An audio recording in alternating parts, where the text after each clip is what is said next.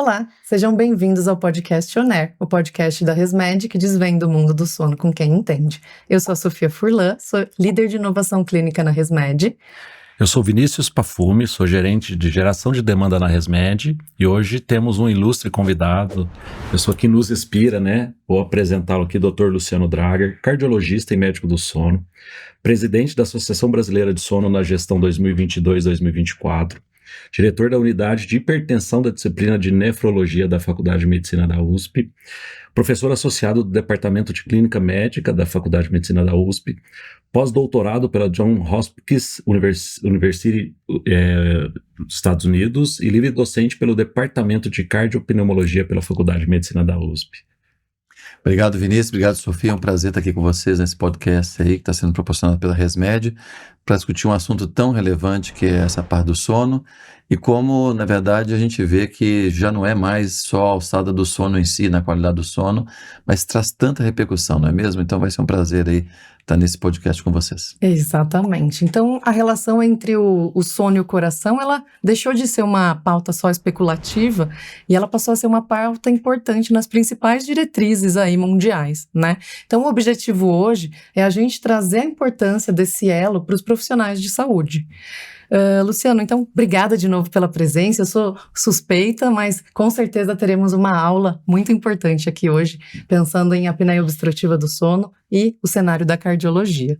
A gente viu uma mudança importante nos últimos anos aí de paradigma.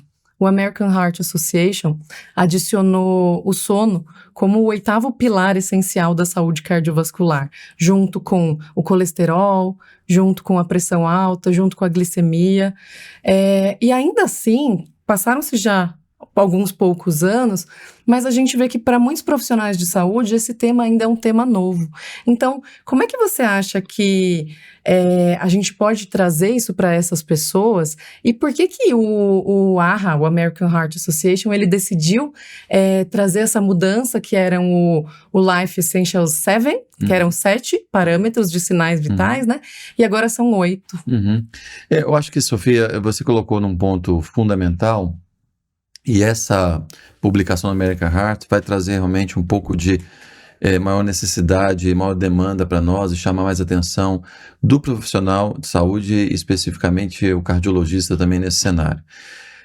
Essa inclusão não é porque alguém bateu na porta lá e pediu para colocar o sono como um item fundamental para prolongar a vida das pessoas. Na verdade, são décadas de estudos, né, derivado tanto de estudos experimentais, quanto translacionais, que nós chamamos de tradução, e estudos clínicos que foram se aglomerando aos montes para mostrar que, especificamente, distúrbios do sono, e aqui chama atenção muito, principalmente para a apneia do sono, para a insônia e para a privação do sono, esses 3 grandes, embora tenhamos também evidências com outros distúrbios do sono, podem aumentar o risco de ocorrência de doenças cardiovasculares, além dos impactos cognitivos, endócrinos, em múltiplas áreas que vocês conhecem bem, né?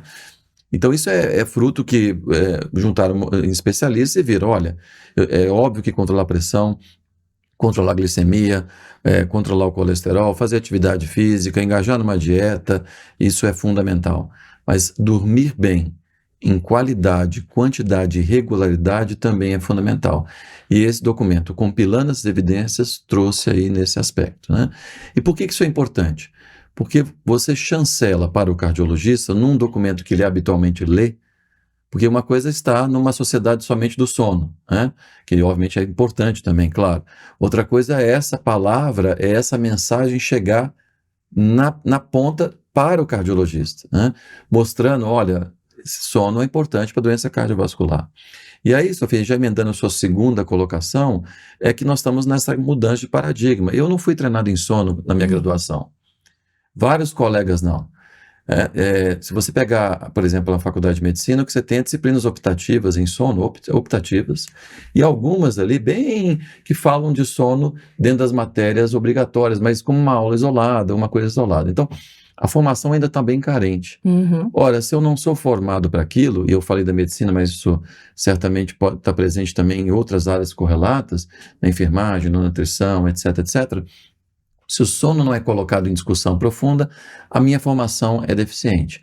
E, consequentemente, a gente brinca, né? Nós só cumprimentamos quem a gente conhece. Por não conhecer bem do sono e por ter outras demandas, né? E que a gente são plenamente legítimas, né? O cardiologista com múltiplas demandas, o sono acaba ficando, não vou dizer nem para o segundo plano, no terceiro plano. Então eu acho que muitos dos colegas acabam formando ou melhorando essa atenção ao sono, ainda mais com evidências que sugerem respaldo do American Heart, depois que quando já estão no mercado, né? E aí o papel da educação continuada, que nós certamente vamos tocar nesse ponto, de manter esse cenário e tentar correr atrás desse prejuízo, né? Mas eu acho que isso traz à luz cada vez mais a necessidade de, sim, o cardiologista precisa ter uma formação mínima em sono e seus distúrbios, pelo menos para fazer a triagem. Acho que esse é fundamental, que nós sabemos o quanto essa doença ela ainda é subdiagnosticada e, consequentemente, subtratada. E, obviamente, isso também é extensivo para os outros distúrbios do sono que nós estamos aqui também colocando. Doutor Luciano, perfeito. A gente comentava, né? Ficou muito evidente para a ResMed. A gente participou dos últimos 2 congressos brasileiros de cardiologia. Tem uma quantidade significativa de cardiologistas e de multiprofissionais também. E ficou muito evidente o quanto o sono, o tratamento do sono, o diagnóstico, o envolvimento, o conhecimento ainda não é uma realidade, né? Para a grande maioria desses profissionais. Muitos não conheciam sobre o CPAP, sobre o diagnóstico simplificado, sobre alguns testes, alguns screenings ou questionários que podem ser feitos no consultório, né? E na própria grade do congresso, a gente viu poucas aulas, né? Poucos assuntos que traziam, você estava lá levantando a bandeira, trazendo isso à tona, mas a gente viu o quanto ainda a gente precisa avançar, né? Não só na cardio, né? Eu acho que como você trouxe a formação de várias outras especialidades ou de outros multiprofissionais que precisam abordar o sono na graduação e o interesse no seu consultório, no seu dia a dia clínico, né? Eu acho que isso é um ponto importante, até para lembrar. Agora eu olho também pelo lado otimista da coisa. Se nós projetarmos alguns anos atrás, alguns bons anos, não tinha nada. Não era nenhuma aula aqui ou colar, não tinha nada. Então hoje a gente observa que, já vou te falar que certamente pelo menos nos últimos 5, 7 anos, todo ano tem pelo menos uma aula na grade científica, fora se tiver algum evento fora, né? Não é na grade científica sobre sono. Eu sei que é pouco, mas obviamente compete com várias outras áreas super importantes, da cardiologia, hipertensão, epidemia, doença coronariana, insuficiência cardíaca, enfim, há inúmeras arritmias, enfim, inúmeras áreas que são muito importantes serem discutidas também nessa pletória. Então é uma competição por várias áreas e você ter de forma sistemática documentação já é algo, né? E aí que eu acho que esse trabalho de formiguinha para a gente orientar e conversar e ajudar a formar esse colega a estar mais capacitado e preparado. Ora, quando eu estou mais capacitado e preparado para identificar no consultório, para fazer perguntas assertivas e entender como é que funciona o princípio, eu vou ter mais segurança, inclusive, de orientar. O senhor, a senhora, acabei de fazer um diagnóstico de uma apneia do sono e ele já com conhecimento do funcionamento, dos princípios do CPAP, saber da importância hoje que nós temos da telemonitorização, entender que esse paciente pode ter outros distúrbios associados, às vezes ele tem uma apneia junto com uma insônia, ele fazer uma contra-referência para um especialista em sono para manejar melhor esse paciente em conjunto com ele. Eu acho que esse é o segredo do sucesso e que cada vez mais a gente tenta orientar e propagar essa informação adequada. Perfeito. Eu acho que você trouxe esse contexto histórico, que é a educação desde a graduação, na residência, e existe também uma mudança de paradigma, mesmo nos profissionais de saúde, de normalizar sintomas, como, por exemplo, o ronco, e a gente passar a perguntar ativamente para os nossos pacientes sobre isso, porque se os profissionais de saúde já normalizam, imagina os nossos pacientes que têm menos acesso a esse conhecimento. Então, é uma busca ativa pelos sintomas dos pacientes que muitas vezes não são tão claros ali na nossa clínica, né? O ronco, tradicionalmente, especialmente em homens, né? É coisa normal, né? Da idade e muitas vezes são relegados. Aliás, não é nem sempre nem relegado pelo médico, né? Ou pela médica. Muitas vezes o paciente nem traz essa queixa. Então ele fala, eu estou indo no cardiologista, para que eu vou falar no meu ronco, que eu acho que é uma coisa que é da idade? Segundo, eu estou cansado. Pode ser cansado porque eu estou trabalhando muito, estou com estresse, estou com várias demandas, estou até dormindo pouco, é por isso, né? Então há uma normalização, até por não ter consciência que esse normal não é normal como nós estamos pensando, né? E aí junta esse cenário com o fato do médico não pesquisar proativamente, Então, o que a gente fala numa consulta? Eu sei que o cardiologista está lhe perguntando como é que está a sua pressão, se você está sentindo dor no peito, falta de ar, está tendo palpitações, é óbvio que são perguntas relevantes, ele vai fazer o exame físico adequado, etc., vai avaliar os exames laboratoriais, mas perguntas assertivas, proativas, não esperar que o paciente pergunte, né? O senhor ronca? O senhor tem um sono que é reparador ou não, né? A senhora tem sonolência durante o dia? Cochila durante o dia? Como é que está a memória? Irritabilidade? Então, faz umas perguntas assertivas bem rápidas, ele ajuda a triar. Se está com problema para iniciar o sono, para manter. Então, se você pensar bem ali com algumas perguntas assertivas, 2, 3 minutos do tempo, realmente você já vai fazer uma boa triagem ali da área do sono de uma forma eficaz. E a gente traz, o ronco é um sinal comum, um sinal frequente. O que a gente, quando pensa em disseminar o conhecimento com profissionais não especialistas em sono, é trazer a sintomatologia de sonolência excessiva diurna também. Mas quando a gente está num consultório de cardiologia, talvez esses não sejam os sinais e sintomas mais comuns. O que a gente pode esperar num consultório de cardiologia? Um paciente que vem com uma queixa de fadiga, que você vê uma hipertensão resistente ali ou uma arritmia como FA, como é que a gente poderia reconhecer algum problema de sono ali nesse paciente e no final do dia, se você não encontra um resultado e não inicia um tratamento do sono muitas vezes, você pode se frustrar no tratamento dessas outras comorbidades. Sem dúvida, Sofia, esse é um ponto extremamente relevante, né? Vários sintomas relacionados à apneia obstrutiva do sono, por exemplo, são inespecíficos, como você falou. É o cansaço, é a fadiga, é a irritabilidade, dificuldade de memória, concentração, né? Mesmo a noctúria, né? A pessoa levanta à noite para urinar, não é patognomônico, quer dizer, isso não é igual a ter apneia, né? Todos esses sintomas que eu mencionei. O ronco, obviamente, se pausas respiratórias observadas por uma pessoa que convive com a pessoa com apneia, são mais específicos, mas nem todo mundo que ronca tem apneia. Então, como as coisas são inespecíficas, eu acabo também comendo bola.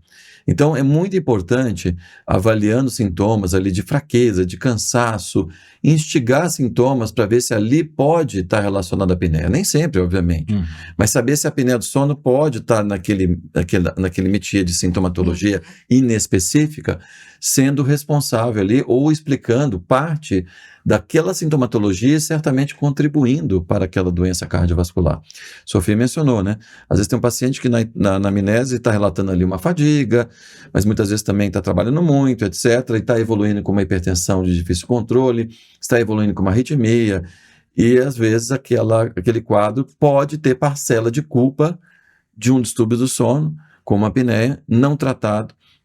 E você esquecer disso, não abordar, certamente você vai deixar um risco residual ali, ou um tratamento pela metade, vamos usar essa expressão aí popular, né?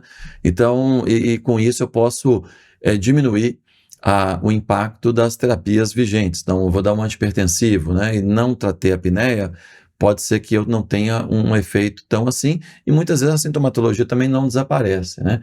Então, lembrar sempre que quando a gente trata a apneia, claro, primariamente a gente olha para os benefícios na área do sono, e sem dúvida nenhuma os pacientes melhoram muito, e também, de quebra, você pode ter redução da pressão arterial, especialmente, por exemplo, no grupo de pacientes com hipertensão resistente, e naquele paciente que tem uma fibrilação arterial paroxística, por exemplo, aquela que vai e volta, né? Não é aquela permanente, eu posso evitar a recidiva daquela arritmia, né? Então, eu acho que é muito importante nesse cenário de entender que potencialmente você vai ter, ao identificar um paciente com apneia, além de ele estar extremamente grato com você, não só ele, mas o parceiro, a parceira, quem mora com esse paciente, porque o sono vai melhorar bastante, né? Também, o impacto que pode ter na saúde cardiovascular. E tem N trabalhos mostrando isso, né? Impacto na pressão, impacto na parte metabólica, melhorando o controle glicêmico em pacientes sem e com diabetes, impacto nas arritmias e até também impacto em pacientes com insuficiência cardíaca, né? Quando você está falando de CPAP propriamente dito. Então, nós temos aí evidências muito interessantes que vai além de pensar em sono. Sim, tratar o sono vai trazer benefício cardiovascular, você certamente vai estar tendo um tratamento mais completo do que só abordar a doença em si, esquecendo que o sono pode estar modulando isso.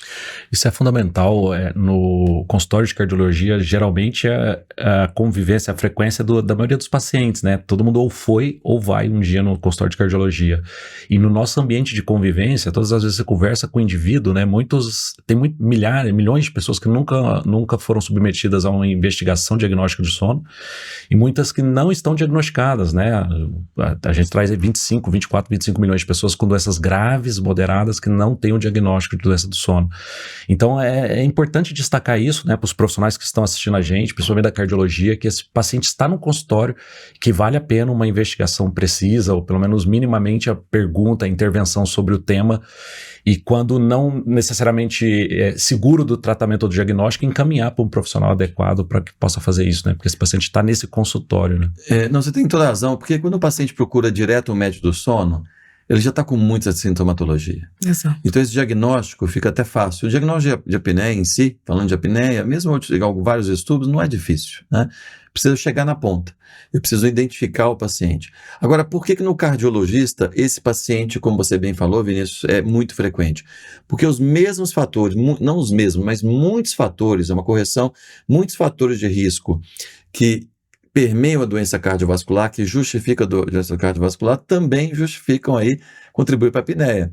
A idade mais avançada, homem e o excesso de peso, além da menopausa, né? Então, esses fatores de risco para a apneia também são fatores de risco para a doença cardiovascular. E, com esse perfil, é muito frequente no consultório. Então, hoje eu fico extremamente assustado. Um cardiologista falou, eu raramente faço diagnóstico de apneia do sono no meu consultório, quase não tem paciente. Eu tenho certeza que está havendo subdiagnóstico ali. Perfeito. Então, a gente precisa ser proativo.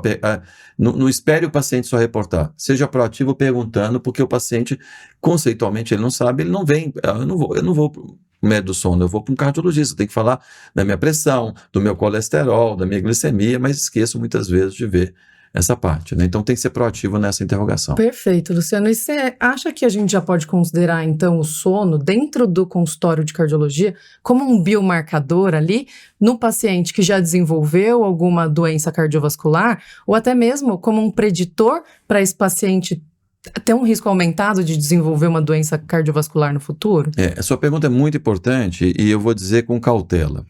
É claro que ainda existem alguns gaps, né, na literatura, né, para afirmar assertivamente que a apneia do sono é um fator de risco para várias doenças cardiovasculares. Mas hoje nós sabemos, por exemplo, que a apneia ela é uma causa secundária de hipertensão. Uhum. Ela pode piorar o controle da pressão arterial. E nós temos, inclusive, dados, né, Sofia, que você esteve envolvida aí no estudo Morpheus, mostrando que tratar a apneia no paciente com hipertensão, você melhora a taxa de controle da pressão arterial, que é outra coisa importante também, reduzindo a pressão e melhorando a taxa de controle. Né? Nós sabemos também do impacto que hoje tem da apneia, aumentar o risco de arritmia, quando você trata, reduz o risco dessas arritmias, o mesmo para a insuficiência cardíaca e também para o infarto. Há algumas inconsistências ou dados conflitantes com relação a algumas áreas, podemos detalhar isso, mas no geral eu diria o seguinte, e na minha opinião é mais do que um biomarcador, eu acho que os distúrbios do sono entram como um potencial, a palavra é importante, potencial fator de risco cardiovascular, em algumas áreas mais consolidadas e outras menos consolidadas. Então é importante realmente a gente tratar esse paciente, né? Ter a visão, a gente fala muito isso em cardiologia, holística do paciente. Então é tratar o todo, porque nós sabemos que o tratar o todo vai trazer benefícios maximizados para ele do que só tratar uma ponta. Então, por exemplo, eu estou com um paciente com hipertensão, eu dou antihipertensivo, oriento sal, mas ele está com uma dislipidemia não controlada, ele está com uma glicemia não controlada, eu não otimizo, fico na inércia terapêutica, ele está com distúrbios do sono, às vezes uma obesidade muitas vezes relacionada, e não abordo essas doenças. Certamente eu vou ter um tratamento aquém para maximizar o benefício. Então, eu diria o seguinte, identifique o sono como potencial fator de risco, no caso dos distúrbios do sono, para que você comece a abordar isso também na melhora global desse paciente, nessa visão holística, né? Novamente, eu entendo que não dá para ficar 2 horas com o paciente no consultório, claro, né? Mas com perguntas diretas, assertivas, você consegue fazer uma boa triagem e Na dúvida, encaminhe o paciente para um profissional especializado em sono para que ele possa manejar esse paciente e dar continuidade ao tratamento dele. Então é muito importante isso. Então eu acho que é mais do que o biomarcador. Eu acho que é um potencial fator de risco. Ótimo. A gente fala muito dessa relação que você já trouxe vários pontos que a gente começa a estabelecer de fato, a relação entre a apneia e o desenvolvimento de doença cardiovascular. Mas a gente está falando com profissionais aqui também que não são especialistas em sono. Então, você pode detalhar um pouco essa fisiopatologia, como que acontece o desenvolvimento de uma doença cardiovascular a partir de um paciente que tem esses eventos respiratórios durante a noite e também o contrário, porque a gente sempre traz como uma relação bidirecional. Perfeito. Bom, os mecanismos fisiopatológicos que correlacionam e linkam a apneia com a ocorrência de doença cardiovascular são múltiplos, né? Então, tudo parte a partir dos eventos aí, dos eventos respiratórios, né? Como a Sofia bem colocou. Nós temos a hipopneia, que é a redução aí da passagem de ar, né? Uma redução significante, com limitação do fluxo aéreo. E nós temos as chamadas apneia, A de ausência, apneia de respiração, que vai promover 3 grandes fenômenos que têm interesses para nós também, né? Um deles é a redução da pressão intratorácica, quando o paciente faz a apneia, isso transmite para o coração, né? Porque cria uma espécie de um vácuo dentro do tórax e vai fazer com que esse coração aumente a pós-carga do ventrículo esquerdo, fazendo, em outras palavras, que esse coração trabalhe mais. Existe de forma destacada hoje, que é o grande componente da apneia, que você sabe muito bem, que é a hipóxia intermitente. A hipóxia, ela vai atuar tanto na ativação simpática por estímulo de quimiorreceptores centrais e periféricos, quanto também diminuindo a disponibilidade de oxigênio, vai aumentar o estresse oxidativo, aumentar o fenômeno inflamatório e vai reduzir aquela disponibilidade do óxido nítrico, que é obviamente importante hormônio que é responsável pela vasodilatação arterial. Inclusive, isso tem relação direta com a hipertensão, né? Então, mais hipóxia, mais espécie ativa de oxigênio, mais inflamação, menor disponibilidade de óxido nítrico, mais disfunção endotelial, maior remodelamento de vaso, né? E tem a fragmentação do sono. Muitas vezes essa pessoa, no final de um evento respiratório, a gente fala, né? O paciente não morre sufocado por apneia, porque ele pode até morrer por causa de um infarto ali durante a noite, né? Mas ele não morre sufocado porque nós temos mecanismos de proteção, né? Central, onde esse paciente pode ter um microdespertar, fragmentando o sono. A gente chama de microdespertar porque é um despertar muito breve que ele não lembra do dia seguinte. É diferente do despertar, como nós sabemos, né?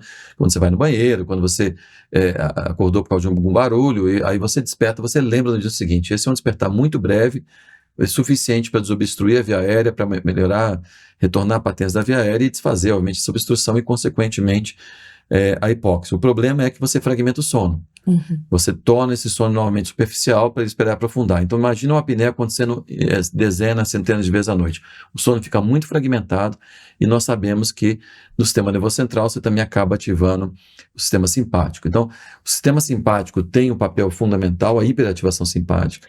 Nós sabemos, né, Sofia, que essa ativação simpática, tem estudos muito elegantes mostrando, não estão limitados somente à parte do sono. O que você quer dizer com isso? Você vai medir a atividade simpática do paciente que tem apneia não tratada, durante o dia também está alterado. Uhum. Então, isso não é um efeito ali limitado ao período que ele está dormindo, onde ele faz a apneia, não. Nós temos estudos bem elegantes que mostram que essa hiperatividade simpática, infelizmente, ela está consistentemente aumentada no paciente com apneia. E quando você trata, você reverte isso. Então, você tem redução do simpático, melhora da hipóxia com redução de inflamação, redução de estresse oxidativo, melhora da função vascular. Então, você tem um mecanismo ali de plausibilidade biológica muito bem estabelecido nesse cenário. Claro que aqui é simplista, porque nós temos outros mecanismos, eu não falei aqui da desregulação glicídica, lipídica, né? Tem muita associação também de alteração de clareamento, né? de lipoproteínas, contribuindo para a aterosclerose. Então, tem uma pletora de outros mecanismos que a apneia do sono está relacionada à doença cardiovascular, que passa pela atividade simpática, que passa por essa alteração vascular que eu já mencionei, com aumento de espécie de inflamação, e passa também para alterações de mecanismo glicídico, lipídico, entre outros. Doutor Luciano, pensando em tudo isso que você traz, e nessa fisiopatologia que acaba acontecendo com o indivíduo, eu poderia falar na prática clínica que o diagnóstico, a investigação, ela é mandatória para todo mundo dentro do consultório de cardio, ou qual o perfil de paciente cardiológico que eu tenho que ter essa investigação como mandatória? Eu acho que a gente tem que adotar uma postura real, e claro, focada, né? Eu acho um exagero, claro, a gente propor, né, Vinícius, uma investigação rotineira para todo paciente, que obviamente vai ter um paciente com um perfil, nós já vamos falar dos perfis, que não tem suspeita ali de apneia. Então, não é um quadro prioritário para você fazer exames, né? Obviamente, nós estamos numa situação sempre de tentar evitar os excessos de gastos pelo impacto que isso tem na saúde como um todo, seja ela no SUS, na saúde complementar, que a gente vê cada vez mais os gastos de saúde aumentando. Então, eu sou contra pedir exames discriminados para qualquer área. Uhum. Né? Exames desnecessários para pacientes que a gente vê no dia a dia, eu recebo no dia a dia, vejo exames totalmente desnecessários sem nenhum contexto clínico. Então, aqui não é diferente para o sono. Então, acho que, claro que com a propagação de exames simplificados, isso vai tornar muito mais democrático a gente ampliar, mas eu acho que não precisa em todos.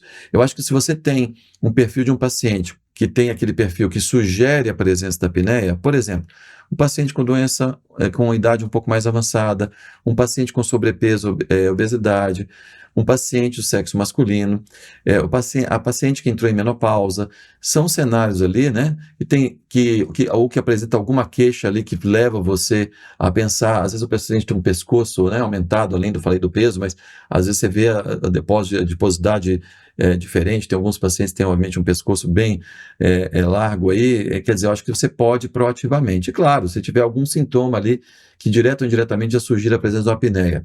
Sofia mencionou mais cedo, né? Aquela astenia, aquele cansaço inespecífico. Então, eu acho que a gente tem que ter proativo nesses perfis.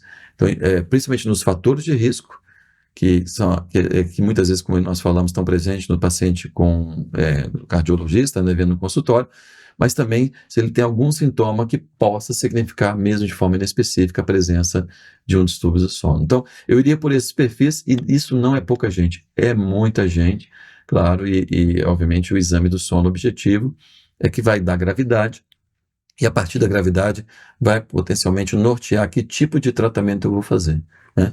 Então, isso é extremamente importante nesse contexto. E eu acho que quando a gente não tem sinais e sintomas tão claros nesses pacientes que estão ali dentro do consultório de cardiologia, você tem estudos importantes publicados trazendo o quanto o paciente com hipertensão resistente pode estar presente, a apneia. Sem dúvida. Você tem um outro estudo também publicado trazendo o quanto o paciente que a gente chama de riser, que é aquele paciente que a pressão arterial ela sobe durante a noite em vez de cair, isso também podem ser considerados marcadores ali para a gente começar a suspeitar, né? Sem dúvida. Aí vem um outro, então esse perfil que eu falei, né, muito importante que a Sofia está lembrando, o perfil que eu falei é o perfil mais demográfico, mais antropométrico, né, da apresentação. Agora, tem esse lado que é muito importante, que é o perfil do paciente em termos de apresentação clínica da doença. Então, a Sofia mencionou hipertensão resistente. Nós temos um estudo, e a Sofia tem ajudado bastante nesse cenário, ajudou bastante, né?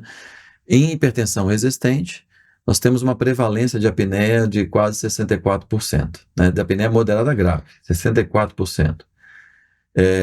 Então, voltando à sua frase, deve investigar em todo mundo, a gente fez até um prós e contras debatendo se no contexto especificamente de hipertensão resistente a gente deveria fazer em todo mundo. Nenhuma diretriz assim chancela isso de forma definitiva, mas já tem algumas diretrizes, como a diretriz europeia de hipertensão, que já fala proativamente, fez o diagnóstico de hipertensão resistente e tria apneia. Então eu diria para você que hoje eu no consultório acabei de fazer um diagnóstico confirmado de uma hipertensão resistente ou tria apneia, de forma sistemática. Então não é para todo mundo no geral, mas quando eu tenho perfis específicos com doença mais grave também.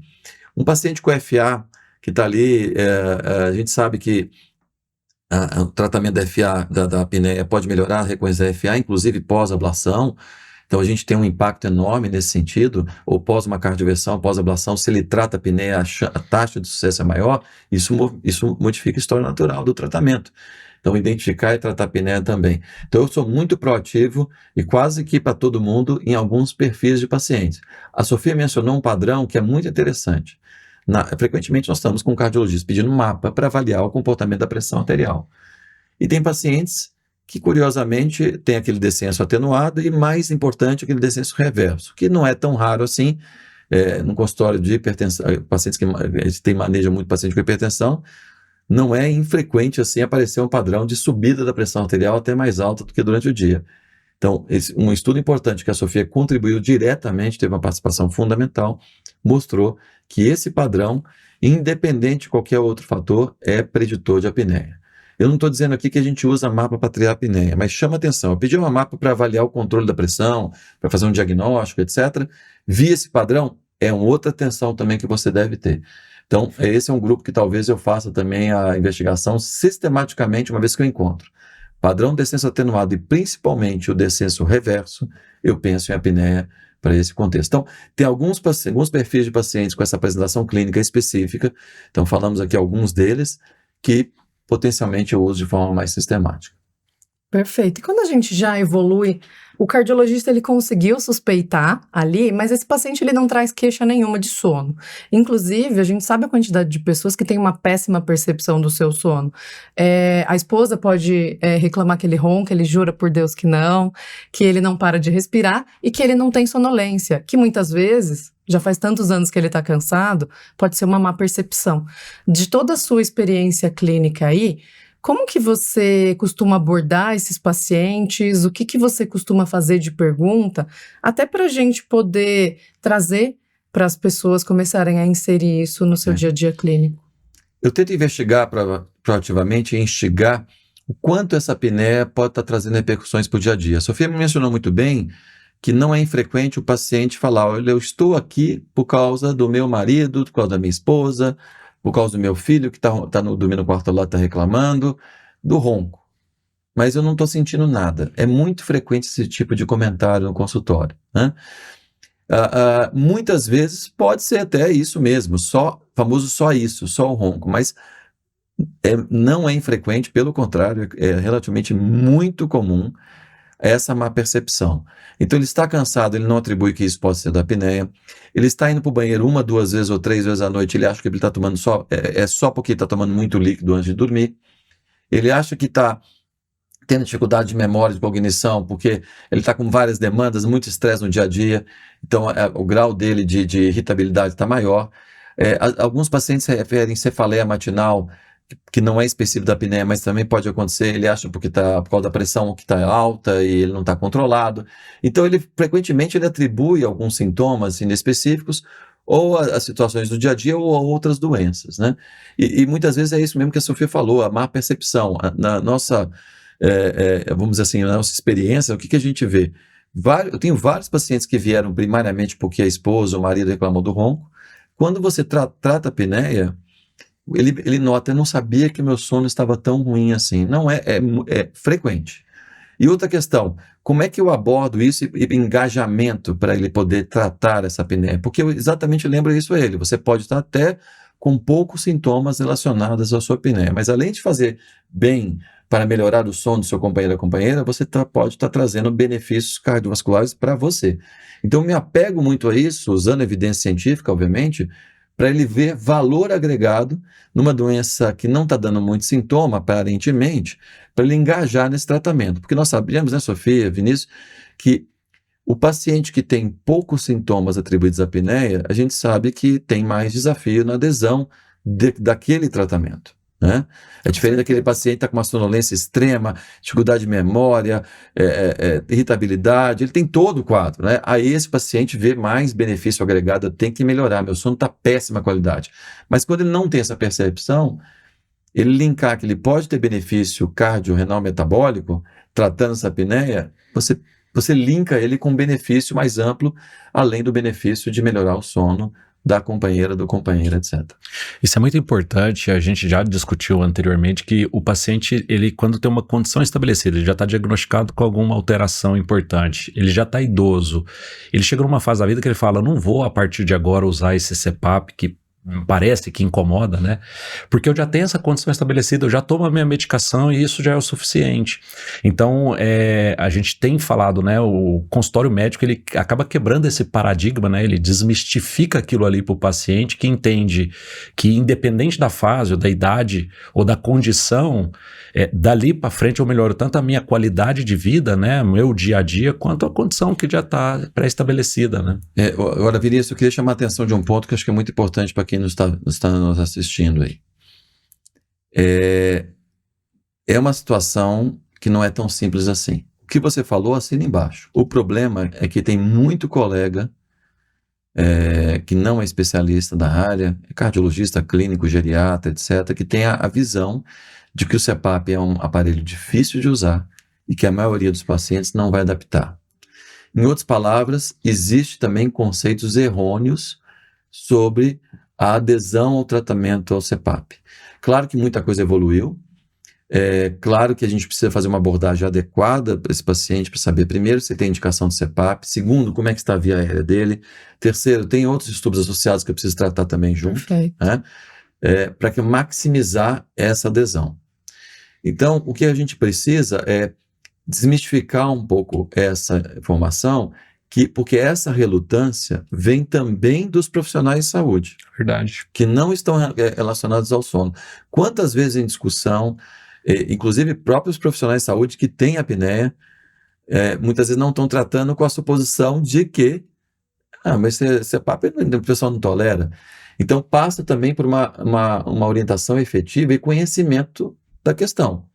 Porque se aquele profissional não está engajado e não está bem formado naquilo, ele não vai engajar o paciente que está com aquela apneia. Então tudo que você falou é perfeito. Mas nós precisamos mudar esse cenário, que é mais ou menos o início dessa conversa, né? É muito subdiagnosticado, mas mesmo quando está diagnosticado, aí é outro problema, outro degrau de problema. Eu tenho já o diagnóstico, né? Concepções erradas que vão trazer mais dificuldades no dia a dia. Então hoje a gente sabe, você sabe muito bem, que com as evoluções tecnológicas, não só do CPAP, mas das interfaces cada vez mais confortáveis, o uso da telemonitorização, só para quem não está familiarizado com esse termo, né? Então a telemonitorização permite então o envio de dados relacionados ao uso do CPAP à distância, e permite inclusive que o profissional que esteja acompanhando aquele tratamento faça não só a avaliação do número de horas que aquele paciente está usando, mas se está tendo vazamento da máscara, se o tratamento está sendo efetivo para normalizar aí a gravidade da apneia, né? Ou seja, em outras palavras, tratar a apneia de forma eficaz. Se tem uma apneia residual que eu posso mexer, inclusive dá para fazer ajustes à distância. Essa ferramenta tecnológica tem permitido diagnósticos mais precoces e melhoras na adesão a médio e longo prazo. Além disso, tem hoje ferramentas de engajamento que o paciente, assim como existem aplicativos para outros cenários, né? Os pacientes estão com aplicativos que ele permite acompanhar esse tratamento e engajamento. Então, há uma certa gamificação de envolvimento do paciente para ele saber como ele está usando, como ele está interagindo, inclusive com notas da qualidade do sono dele, para ele entender como ele melhora com isso. Então, usando essa tecnologia, desfazendo esses conceitos errôneos, eu acho que nós vamos conseguir melhorar a ponta, ou seja, o diagnóstico, e cada vez mais orientando os profissionais de saúde que não são especialistas, e tudo bem, nós precisamos de ter profissionais de todas as áreas, possam estar melhor formados, com informações mais precisas, adequadas para orientar e engajar o paciente. Ninguém aqui está falando que o cardiologista, o geriatra precisa tratar a apneia, ele pode, mas ele triar e ele saber os princípios do tratamento e saber orientar o seu paciente e junto com profissionais da área do sono oferecer esse melhor tratamento e seguir, eu acho que é a chave do sucesso. Então nós temos ainda importantes gaps, não só no diagnóstico, mas também desmistificar esse tratamento para aumentar o acesso ao tratamento para esses pacientes. Nós temos feito algumas atividades detectando exatamente isso que você trouxe do desconhecimento dos profissionais de saúde em relação ao CPAP e essa mistificação, né? Alguns momentos simples de experimentar a máscara no nariz com o dispositivo ligado para você sentir a diferença, o que é esse ar entrando, soltando, e muita gente, nossa, eu pensei que era muito pior. E isso já muda como você vai abordar seu paciente, né? Então, temos visto toda essa mudança. Exato. Luciano, mudando um pouquinho, recentemente tivemos uma publicação importante aí do Lancet, uma publicação que reacende aí o debate da mortalidade cardiovascular e a utilização de CPAP para o tratamento da apneia obstrutiva do sono. Queria que você trouxesse para a gente um pouquinho quais que foram os resultados principais e como que a gente aplica isso na nossa prática clínica.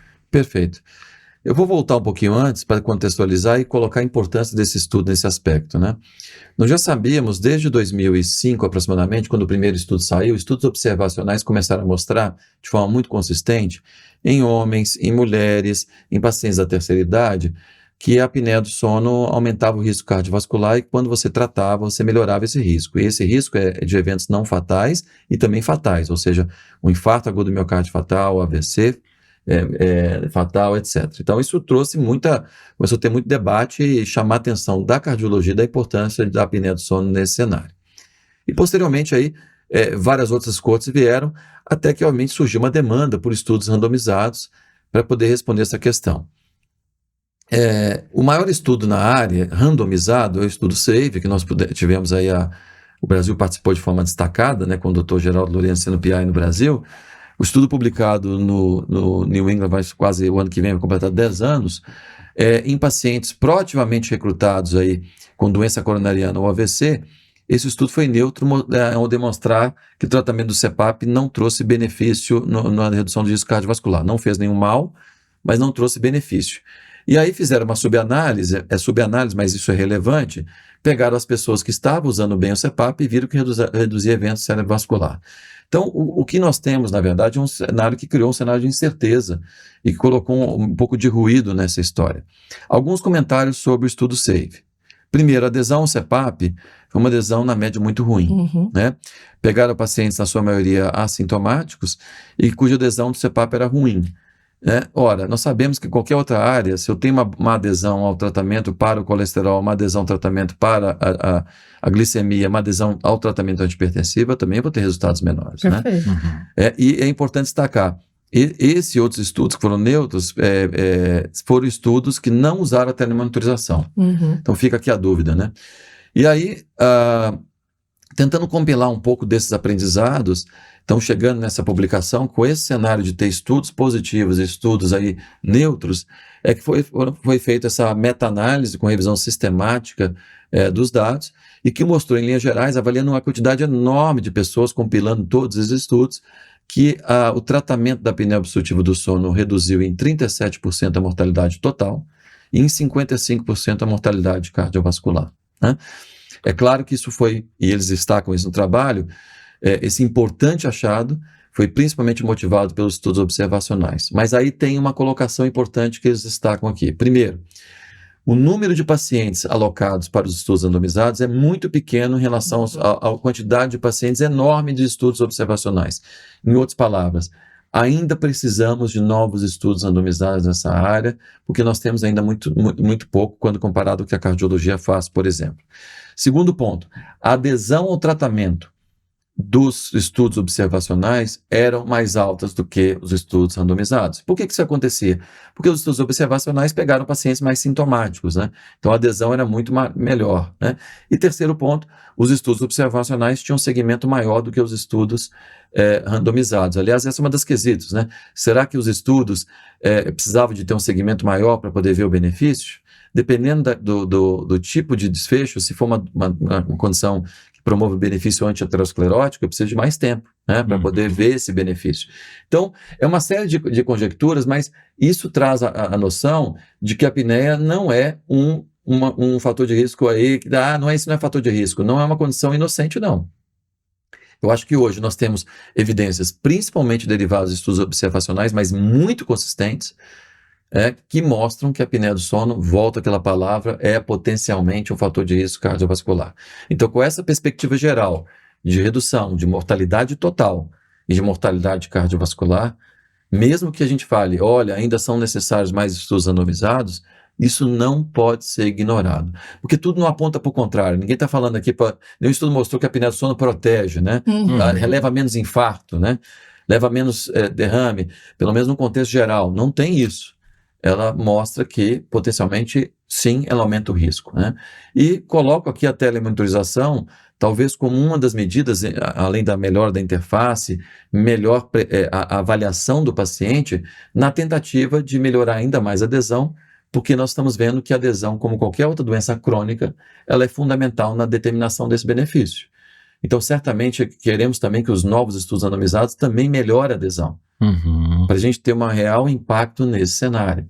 E, novamente, insisto, essa tecnologia que está acontecendo, que eu convido ao cardiologista, ao clínico, ao geriatra, as pessoas que não estão relacionadas, mas entendem que o sono é importante cada vez mais, que também conheçam esses avanços tecnológicos que estão acontecendo na área do sono, para que vocês possam ter uma certeza maior que a adesão está melhorando e nós temos dados do mundo real, não é mesmo, Sofia? isso. Mostrando que a maior parte dos pacientes, dados inclusive de pacientes do Brasil, mais de 30 mil pacientes avaliados brasileiros, mais de 4 milhões, nós tivemos chance de publicar aí, fazer uma publicação acessando dados do mundo real, da plataforma da ResMed, mostrando que a adesão média ao CPAP é muito boa. Boa parte dos pacientes, na verdade, a imensa maioria, conseguindo atingir critérios mínimos da chamada boa adesão ao tratamento, ao longo aí de um ano. Então, é importante a gente ter esse comentário de que não é mais o CPAP do passado. Uhum. Acho que a tecnologia veio, a melhor interface veio, e certamente muita gente está, sim, adaptando com uma correta avaliação,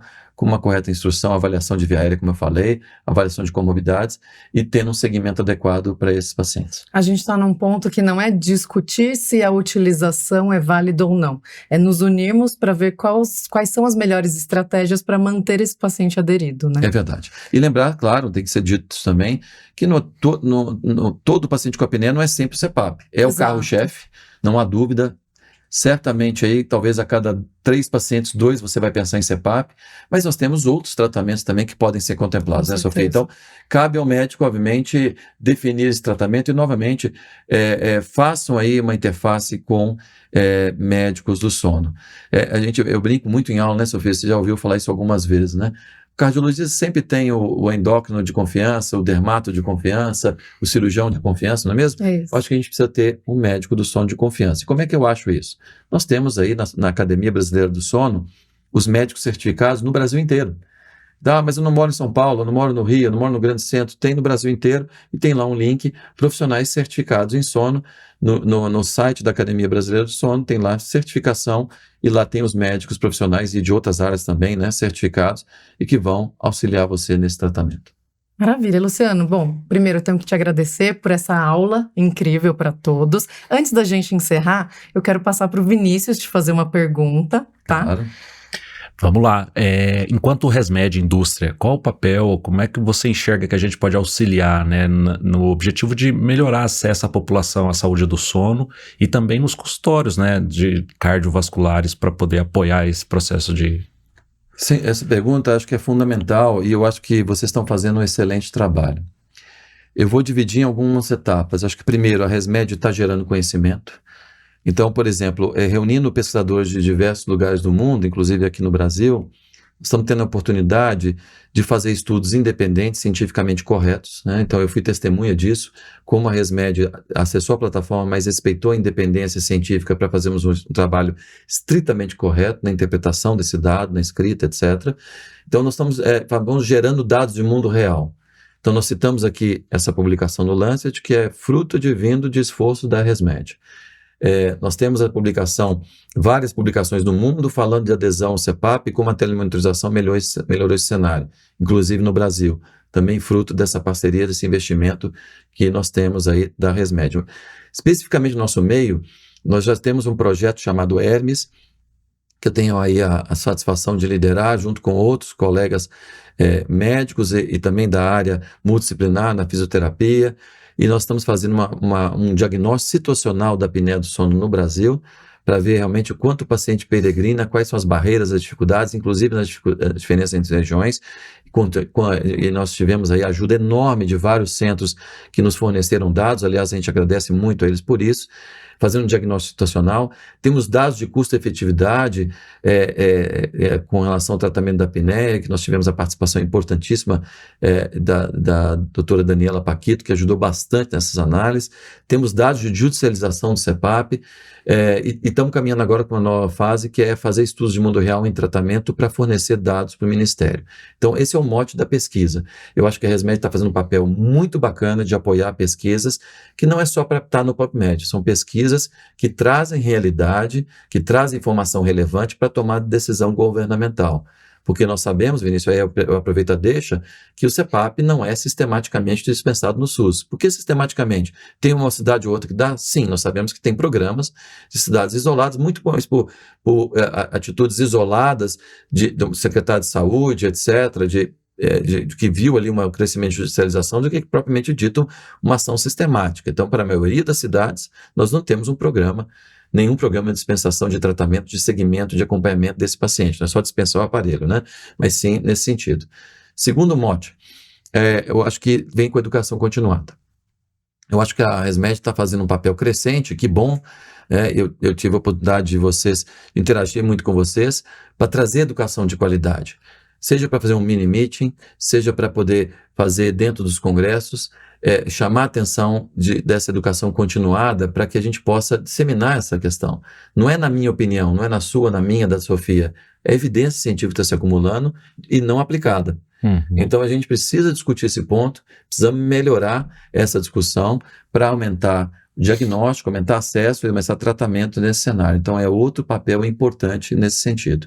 E sem dúvida nenhuma tem um terceiro ponto, que é essa interface da ResMed na negociação direta com o governo, né? A ResMed, assim como outras empresas, tem um papel fundamental. A alusão que a gente faz isso é a indústria farmacêutica. A indústria farmacêutica ela negocia os novos avanços terapêuticos de colocarem e serem apreciados em Conitec e outras para apreciação para poder implementar. Claro que talvez no início a gente possa discutir essa questão de implementação num nicho mais específico de pacientes, mas essa interface governamental também é fundamental. Então eu vejo que em diferentes cenários a ResMed, como uma empresa líder na área, vai ter um impacto enorme na promoção do conhecimento, na divulgação da doença e melhoria de abordagem desse paciente, mas também até nessa interface com o governo, visando democratizar o tratamento da apneia do sono no Brasil como um todo. Então eu vejo que esse cenário, essa pergunta sua foi extremamente relevante, a gente precisa respondê-la em vários níveis aí que são fundamentais e eu acho que estão fazendo um excelente trabalho crescente em todas essas áreas que eu mencionei. Perfeito. Luciano, se você pudesse trazer uma última mensagem para quem está nos ouvindo, o que não pode faltar quando a gente pensa em sono e coração? Eu acho que você precisa fazer diagnóstico, eu acho que isso é fundamental, né? Tenha em mente que aquele distúrbio do sono, uma vez presente, pode estar sim contribuindo para aquela doença do paciente, ou pode vir a contribuir no futuro. Por exemplo, vou dar um exemplo, uma pessoa que você está fazendo um check-up, não tem hipertensão, mas tem apneia, vários trabalhos mostram, aquela apneia não tratada, aumenta a chance desse paciente desenvolver hipertensão arterial. Então, nós estamos falando que tratar vai melhorar outras doenças já instaladas, mas prevenir doenças também, né?